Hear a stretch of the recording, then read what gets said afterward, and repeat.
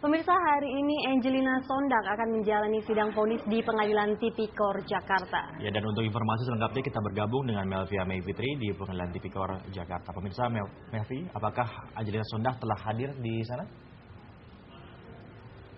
Ya, Prabu dan juga Gilang, Angelina Sondak masih belum hadir di Pengadilan Tipikor Jakarta meskipun seharusnya jadwal sidang vonis Angie dimulai pukul 10 pagi tapi diundur menjadi pukul 1. Tapi informasi yang beredar sekarang sidang vonis Angie akan dimulai sekitar pukul 2. Kami juga masih belum mendapatkan informasi pasti kapan sidang Angie akan dimulai pada siang hari ini dengan agenda pembacaan vonis. Dan informasi lainnya dari Pengadilan Tipikor bahwa Pengadilan Tipikor baru saja selesai membacakan atau mengagendakan sidang tuntutan kepada Bupati Buol Amran Batalipu dengan agenda hari ini adalah pembacaan tuntutan oleh Jaksa Penuntut Umum di mana Amran dituntut 12 tahun penjara dan juga denda 500 juta rupiah subsidiar 6 bulan kurungan dan ditambah lagi harus mengembalikan uang kepada negara sebesar 3 miliar rupiah atas suap yang dilakukan oleh pengusaha Siti Harta Timur Daya. Jika Amran tidak mampu mengembalikan uang sebesar 3 miliar itu dalam kurun waktu 1 bulan, Amran akan ditambah hukuman penjara 2 tahun atau harta bendanya dilelang dan diambil oleh negara.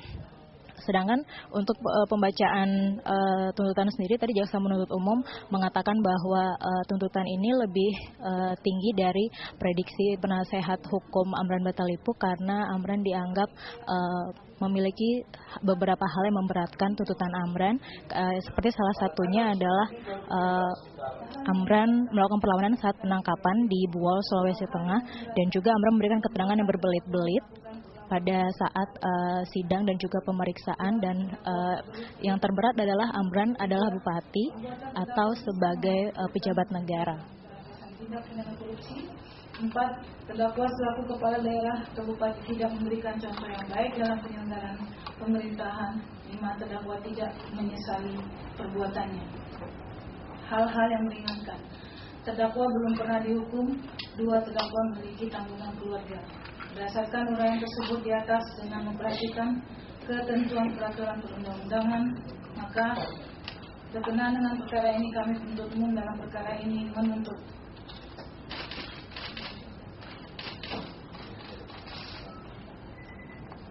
1. Menyatakan terdakwa Amran Abdullah Batalipu telah terbukti secara sah dan meyakinkan menurut hukum bersalah melakukan tindak pidana korupsi sebagaimana diatur dan diancam pidana dalam pasal 12 huruf A Undang-Undang Nomor 31 Tahun 1999 tentang pemberantasan tindak pidana korupsi untuk Undang-Undang Nomor 20 Tahun 2001 tentang perubahan atas Undang-Undang Nomor 31 Tahun 1999 tentang pemberantasan tindak pidana korupsi untuk pasal 64 ayat 1 KUH pidana dalam dakwaan pertama. 2.